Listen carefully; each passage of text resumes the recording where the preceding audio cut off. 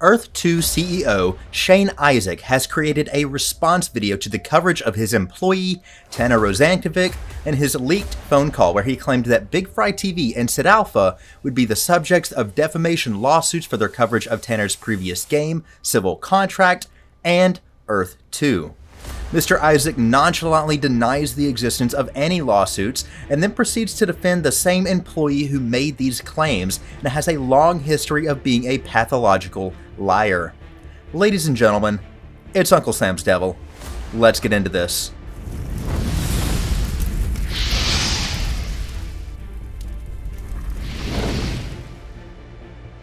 This CEO is the perfect representation of how a liar acts under pressure when it comes to psychology and body language, and he is either a figurehead for or the source of the Earth 2 scheme, and he has come out from under his rock to defend this project. So we're about to dive in and pick apart his tactics and the psychology behind his reasoning for making this response video. Let's talk about it. I'm not one for the limelight and making personal videos, as you may have determined. For those of you who know me, I prefer to keep my head down and work hard, but on this occasion I thought it necessary to make a quick statement. This is true. You don't make personal videos, and to be honest, you probably do work hard. Working hard, however, does not correlate to righteous or morally correct work. But go on. Tell me more. Be aware there have been a number of unsubstantiated accusations against our company, which include defamatory clickbait titles, thumbnails. Here, eye contact is broken, and what he is saying when the contact breaks is extremely important. Be aware there have been So he claims that there have been unsubstantiated allegations towards his company, but he neglects to go into any real detail about what these allegations are and then defend against them or talk about the company in any part of the video. If he can avoid these subjects altogether and put the focus elsewhere, he believes that he can manipulate viewers into taking his side, therefore securing the future of Earth 2. We're not a scam. We are not a scam. We feel this is not okay. There are real people involved and livelihoods at stake within this company. When someone makes a statement in a one-sided conversation, such as in this video, and then feels the need to repeat that statement louder and more vehemently, it is a telltale sign of deception. Notice the lack of expression on his face and forehead when he says, "We are not a scam." We're not a scam. We are not a scam. Also notice that he doesn't say Earth 2 is not a scam. The emotion in his voice is practiced, and the repeating of the phrase, "this is not a scam," is a typical tactic of trying to convince viewers to believe in his lie. And we're thinking outside the box, but as anyone else, we have every right to defend ourselves. I mean, we launched 6-7 months ago. We're still here. We're still solving problems. We're still improving our systems. That is a testament in itself.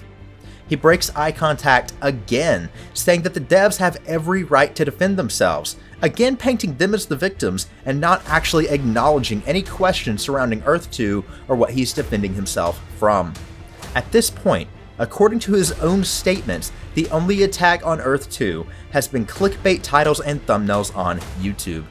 The problem with that argument is that that's the nature of the beast that YouTube is. It's an entertainment platform, and these thumbnails and titles are based on people's opinions of your product. More recently, it's come to my attention that there was, purportedly, an illegally recorded phone conversation with one of our junior devs. Now this part is really interesting, as we are actually getting into the meat of what this response video is actually really about. The raising of the left shoulder here This junior dev was recently hired on a trial basis. Shows that he is extremely insecure about the statement he is making. And that during that conversation, I was quoted by him as making certain comments. From what I've been told, this conversation was illegally recorded without consent, then transmitted to an influencer who has been attacking this young man, and that influencer has since published the recordings to the public along with accusations and statements of his own. He then goes on to say that the phone call was illegally recorded, which it wasn't, and that doesn't matter anyway, as the content of it has been publicly released regardless of its legality. But instead of talking about where the miscommunication was that caused his employee to make such a bold legal claim on behalf of Earth 2, he points a finger at an influencer. Spoiler alert, it's Big Fry. So now, the CEO of Earth 2 has responded to lawsuit claims by saying that there is no lawsuit and that none of the statements regarding a lawsuit are accurate. I can say there is no lawsuit, we have not even spoken with lawyers in Canada, there's no fantasy amount of $3 million set aside. He does this because it really wasn't true, and it's something he can do that would make him seem more righteous and above the fray, while also lending support to the rest of his arguments, which basically consist of Big Fry bad, Earth 2 good, as a means to blame YouTubers for the misinformation and try to salvage whatever is left of his scam operation. He says people who believe it do so because they want to believe it. I mean, the people who believe that are people who believe it because they want to believe it. That's just commercially stupid. Actually, no. Someone that this guy hired at an organization with an extremely small number of personnel made claims that the CEO of Earth 2 would be using up to $4 million to try to wipe Big Fry and Sid Alpha off of the YouTube platform completely.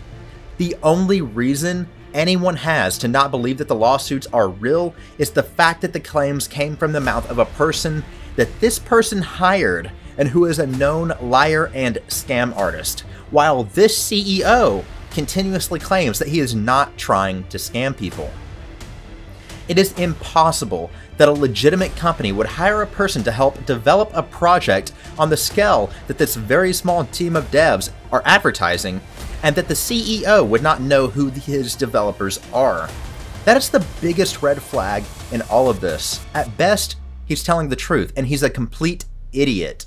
But the more likely scenario is that he is lying to distance himself and exonerate Earth 2 from taking any responsibility for the actions of Tanner Rosankovic.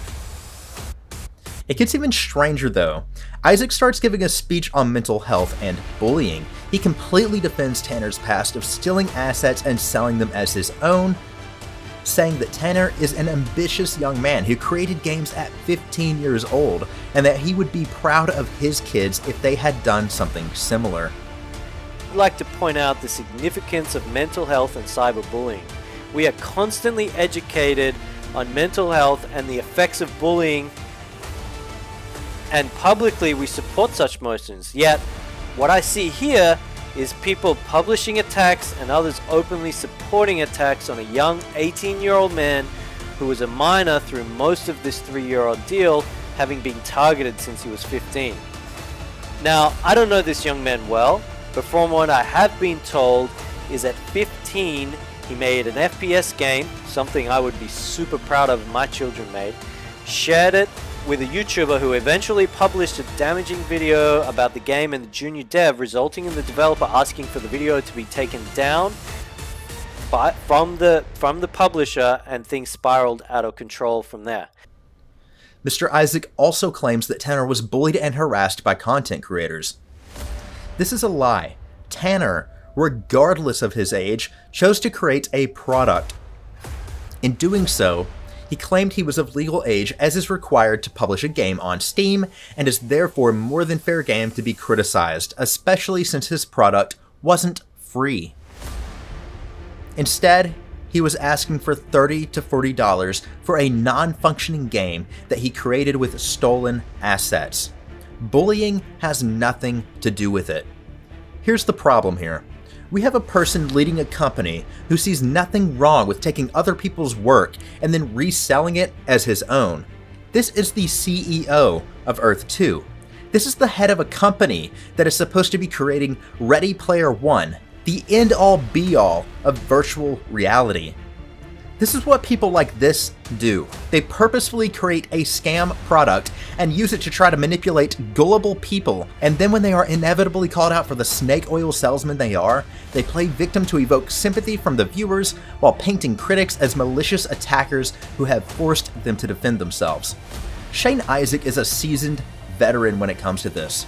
He knows to play cool and collected because it will cause the ignorant to believe the garbage he says, and it will make the desperate believe in the dream of his product. This may be the end of a season, but the Earth 2 saga isn't over yet. Ladies and gentlemen, it's Uncle Sam's Devil. I'll see you in the next one.